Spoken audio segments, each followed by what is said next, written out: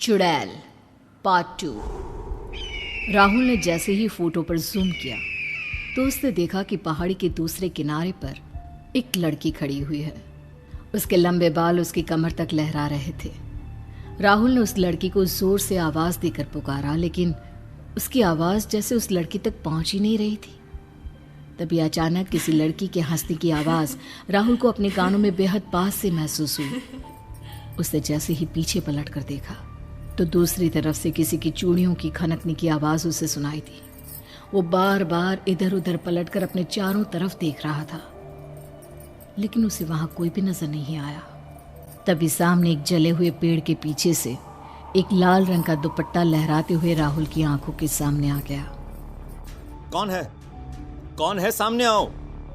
देखो, मैं जानता हूं तुम हो वहां पर। मुझसे छुपने की जरूरत नहीं है। सामने आओ। तभी अचानक काली पहाड़ी पर चलने वाली घनघोर हवाएं रुक गई। आसमान से हल्की हल्की बारिश बरसने लगी और एक बेहद खूबसूरत लड़की उस पेड़ के पीछे से धीरे धीरे चलकर राहुल की आंखों के सामने आकर खड़ी हो गई। कौन हो तुम? और यहाँ सुनसान जंगल में क्या कर रही हो? मेरा नाम काजल है। वो झोपड़ी देख रहे हो ना, मैं वहीं पर रहती हूँ। तुम्हें क्या लगता है मैं तुम्हारी बात पर भरोसा कर लूंगा कि गांव से इतना दूर इस वीराने में तुम अकेले रहती हो? राहुल की बात सुनकर वो लड़की जोर जोर से हंसने लगी और उसके हंसने की आवाज उस वीरान पहाड़ी पर गूंजने लगी। बस मुझे अकेला रहना पसंद है।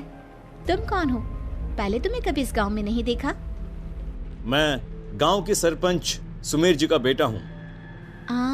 18 साल की होने वाले हो ना? तुम्हें अपने घर वालों की बात मान लेनी चाहिए। अरे, तुम्हें कैसे पता? मैं इस गांव में सबको और सबके बारे में जानती हूँ। अच्छा, वैसे क्या तुम भी इन सब अंधविश्वासों में मानती हो? सब मानते हैं और तुम्हें भी डरना चाहिए। नहीं, मैं इन सब में नहीं मानता।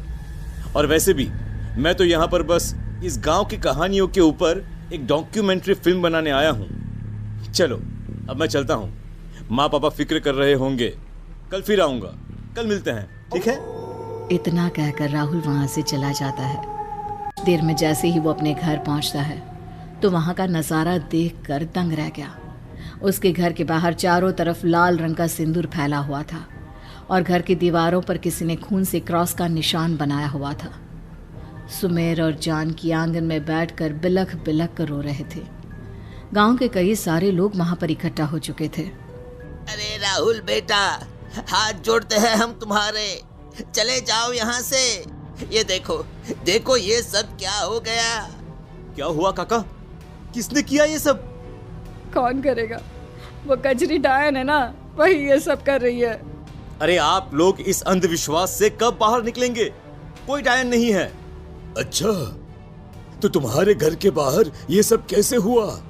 और जानते हो, धर्मा किशन का बेटा कल रात को खेत में मरा हुआ मिला है। क्या? अरे पर कैसे? कैसे हुई उसकी मौत? कैसे होगी बेटा? गला काट कर पूरा का पूरा सिर चबा गई वो डायन।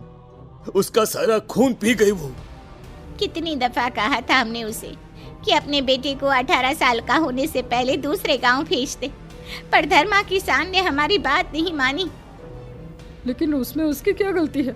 उसे डर था कि बेटा काली पहाड़ी से होकर गुजरेगा तो कहीं वो डायन उसे 18 साल का होने से पहले ही ना खा बैठे। ये सब बेकार की बातें हैं। मुझे सच का पता लगाना होगा। अरे हम नहीं चाहते हैं कि हमारे गांव के सरपंच के बेटे का भी वही हश्र हो जो दूसरे बच्चों का हुआ है। देखो बेटा, तुम्हारा 18वां जन्मदिन निकट है। अब तुम्हें यहाँ से चले जाना चाहिए। चले जाओ बेटा। गांव के सब लोग मिलकर राहुल को समझाने की कोशिश करते हैं, पर राहुल किसी की बात नहीं मानता। रात होने पर एक बार फिर से गांव वालों को किसी के चीखने की आवाजें सुनाई देती है। सुना तूने इन आवाजों को? ये है इस गांव की सच्चाई। तू समझ क्यों नहीं रहा बेटा? क्या माँ? मुझे तो कुछ भी महसूस नहीं हो रहा। कुछ सुनाई नहीं दे रहा मुझे। राहुल की इस बात पर सुमेर और जानकी अब ज्यादा घबरा जाते हैं। उन्हें लगने लगता है कि शायद अब डायन का अगला शिकार राहुल ही है, और एक बार फिर वो दोनों पूरी रात जाग कर बिता देते हैं। इसी तरह अगली रात भी सुमेर और जानकी जागने की कोशिश करते हैं, लेकिन इस बार आधी रात के बाद उनकी आंख लग जाती है। सुबह के लगभग 5 बजे जैसे ही जानकी की आंख खुलती है तो राहुल को अपने बिस्तर या घर में कहीं भी ना पाकर वो घबरा जाती है। देखिए ना, राहुल घर में नहीं है। हमारा बेटा कहाँ चला गया? जाइए उसे ढूंढ कर लाइए। जानकी और सुमेर अपने आसपास रहने वाले लोगों को जगाते हैं और सारे लोग लालटेन लेकर गांव के बाहर के जंगल में राहुल को ढूंढने निकल जाते हैं, जहां उनकी नजर एक पेड़ पर पड़ती है जिस पर एक लाश उल्टी लटकी थी। उसका मुंह पूरी तरह से जला हुआ था और शरीर से खून टपक रहा था। ये देख गांव वालों के होश उड़ गए। लोगों के बीच चीख पुकार मच गई। कुछ लोग उल्टे पैर वहां से गए। किसी को समझ में नहीं आ रहा था कि आखिर ये लाश है तो किसकी। मार डाला। हाय रे, उस चुड़ैल ने मेरे बेटे को मार डाला। और इतना कहते कहते जानकी बेहोश हो जाती है। रोता बिलखता सुमेर अपनी पत्नी को लेकर घर आ जाता है और राहुल की मौत का मातम मनाने लगता है। दोपहर होने आई थी। अब लोगों के साथ सुमेर और जानकी ने भी ये मान लिया था कि राहुल को उस चुड़ैल ने अपना शिकार बना लिया है। इसी तरह कुछ दिन बीत गए। सुमेर और जानकी अभी तक अपने बेटे की मौत के सदमे से बाहर नहीं निकल पाए थे। गांव में अब एक भी जवान लड़का बाकी नहीं रहा था। ज्यादातर को कजरी चुड़ैल अपना शिकार बना चुकी थी और बाकी बचे हुए गांव छोड़कर जा चुके थे। दिन बीतते गए और अब राहुल के 18वें जन्मदिन का दिन आ गया। उस दिन अचानक से तेज धूप के बीच काले बादल घिर आए। अरे ये कैसा मनहूस माहौल है। लगता है कि कोई बहुत बड़ी तबाही आने वाली है। अरे आज राहुल का 18वां जन्मदिन है, लेकिन उसको तो चुड़ैल पहले ही खा चुकी है।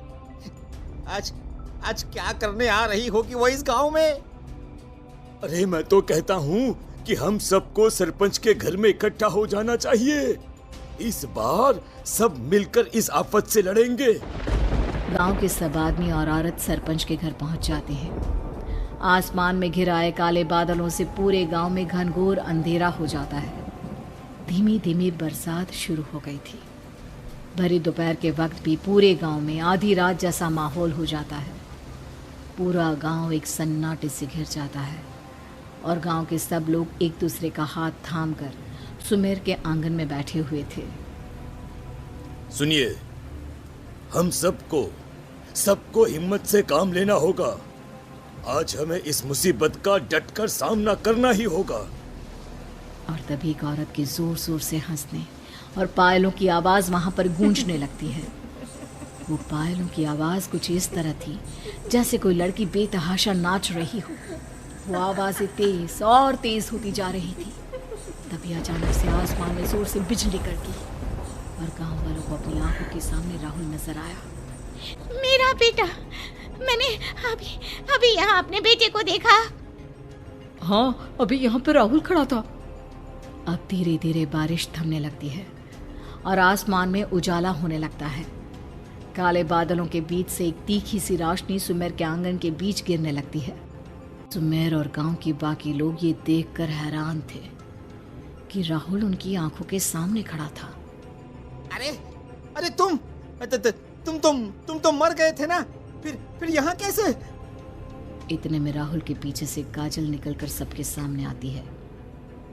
इसे मैंने जिंदा रखा है क्योंकि ये वो लड़का है जिसके बाप ने सालों पहले मेरी जान बचाने की कोशिश की थी। तुम कौन हो? तुम तो इस गांव में रहने वाली नहीं लगती। लगता है आप लोगों ने मुझे ठीक से पहचाना नहीं। और इतना कहते कहते अचानक काजल का रंग रूप बदल जाता है। वो एक बहुत ज्यादा डरावनी दिखने वाली औरत में तब्दील हो जाती है। पहचाना? कजरी? हाँ, वही कजरी जिसकी बेटी काजल को बलात्कार करके इस गांव के जवान लड़कों ने उसे मौत के मुंह में धकेल दिया था। उस रात काजल को बचाने की मैंने बहुत कोशिश की थी कजरी, मुझे माफ कर दो। मैं उससे बचा नहीं पाया। आप ठीक कहते हैं, आपने मेरी बेटे को बचाने की बहुत कोशिश की थी और इसीलिए आज मेरी बेटी ने राहुल को मुझसे बचा लिया। अरे लेकिन उन बेकसूर लड़कों को क्यों मारा तुमने? क्यों मारा उनको? अरे क्या गलती थी उनकी? गांव के उस आदमी के सवाल के जवाब में एक दहशत भरी चीख वहां पर गूंजने लगी। मेरी बेटी की मौत होने के बाद मैंने भी अपनी जान दे दी थी, लेकिन मेरी आत्मा अपनी बेटी के इंसाफ के लिए तड़प रही थी और इसीलिए उसका शरीर धारण करके मैं काली पहाड़ी पर रहने लगी। जितने भी लड़कों को मैंने आज तक जिंदा निकला है वो सब वही थे जिनके परिवार के किसी न किसी सदस्य का मेरी काजल की मौत में हाथ था, और जो आज तक जिंदा है उन्हें मैंने इस गांव से बाहर इसलिए जाने दिया क्योंकि वो बेकसूर थे। फिर वो लाश किसकी थी? मैं राहुल को मारना चाहती थी। उसकी मौत का खौफ तुम लोगों के दिल में पैदा करना था, इसलिए मैंने उस लाश का भरम पैदा किया। पर जब मेरी बेटी ने मुझे सुमेर का सच बताया तो तुम्हारे बेटे की जान बच गई। लेकिन मेरा बेटा कुछ बोलता क्यों नहीं? ये ऐसे मूर्ति की तरह चुपचाप क्यों खड़ा है? मैं उसे अभी ठीक कर देती हूँ। आज आपकी बेटे की वजह से मेरी आत्मा को शांति मिली है और अब ये गांव मेरे श्राप से मुक्त है। लेकिन मेरे बेटे ने ऐसा क्या किया? मेरी आत्मा एक बार अपनी बेटे से मिलने को तड़प रही थी। राहुल की जान बचाने के लिए मेरी बेटी की आत्मा मुझसे मिलने आई और अब मेरे साथ आप सब मुक्त हैं। अब अचानक आसमान में जोर से बिजली कड़कती है और मूसलाधार बारिश होने लगती है। राहुल होश में आ जाता है और राहुल की वजह से उस गांव को श्राप से मुक्ति मिल जाती है।